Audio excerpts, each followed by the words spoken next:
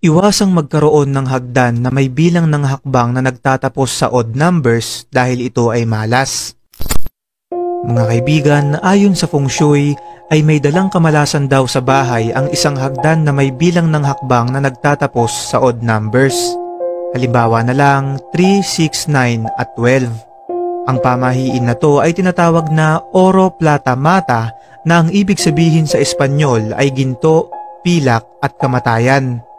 Dapat raw ang bilang ng hakbang sa isang hagdan ay laging magtatapos sa even numbers tulad ng 2, 4, 6, 8, 10 na tutugma sa oro at plata upang maiwasan ang anumang malas.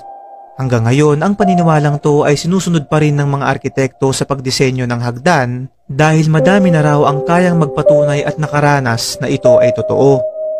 Ngayon mga kaibigan, kung meron kayong hagdan sa inyong bahay, ay subukan nyong bilangin yung hakbang kung ito ba ay nagtatapos sa ginto, pilak o kamatayan.